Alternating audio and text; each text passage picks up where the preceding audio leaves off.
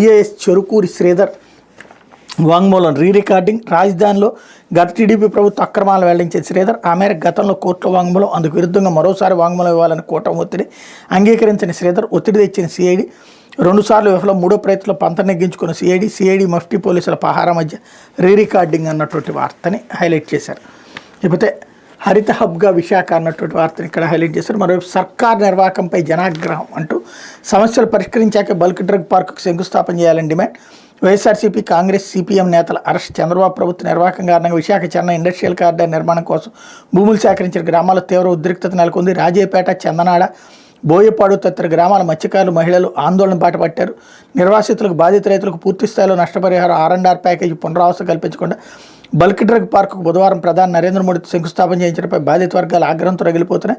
స్థానికులతో ప్రధాని మోడీ మాట్లాడేందుకు రాజేపేటలో బహిరంగ సభ ఏర్పాటు చేశారు. ఈ సభలో తాము గోడు చెప్పుకునేందుకు వెళ్లాలని ప్రయత్నించిన మత్స్యకారులు, రైతులు, మహిళలను పోలీసులు అడ్డుకున్నారు. మత్స్యకారులకు అండగా నిలిచి వారి ఆందోళనకు మద్దతు పలికేందుకు రాజేపేట వచ్చిన సిపిఎం జిల్లా నాయకుడు కోటేశ్వరరావు, అప్పలరాజు, సత్యనారాయణ, రాజేష్తో పాటు మత్స్యకార నాయకులు సోమేష్, భయ్యన్న తదితరులు ముందుగా అరెస్ట్ చేశారు.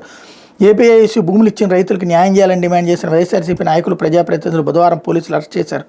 వైఎస్ఆర్సీపీ నాయకులు రాజేపేటలో జరిగే బహిరంగ సభకు వచ్చి ఆందోళన చేస్తారన్న ఉద్దేశంతో పోలీసులు బుధవారం ఉదయం కాపు కార్పొరేషన్ మాజీ డైరెక్టర్, వైఎస్ఆర్సీపీ సీనియర్ నేత వీసం రామకృష్ణ, వైఎస్ ఎంపీపీ వీసం నానాజీ, చందనాడ సర్పంచ్ తల్ల రోహిణి భార్గవ్, ఎంపీటీసీ సభ్యుడు గంటా తిరుపతిరావు, వైఎస్ఆర్సీపీ గ్రీవెన్స్ విభాగం జిల్లా అధ్యక్షుడు నూడాకాసుల గోవిందు తదితరులు ముందస్తుగా అరెస్ట్ చేశారు. విషయం తెలుసుకున్న చందనాడ, తమ్మయ్యపేట, పాటి మీద, తుమ్మలపేట గ్రామాలకు చెందిన మహిళలు, గ్రామస్తులు ఆ గ్రామాల్లో రోడ్డుపైకి వచ్చి ఆందోళనకు దిగారు. వీళ్ళకి సంఘీభావంగా వందలాది మంది మహిళలు నక్కపల్లి పోలీస్ స్టేషన్కి రావడానికి ప్రయత్నించగా స్టేషన్లో ఉంచిన నాయకులు పాయకురావుపేట, ఎస్రాయవరం పోలీస్ స్టేషన్లకు తరలించారు.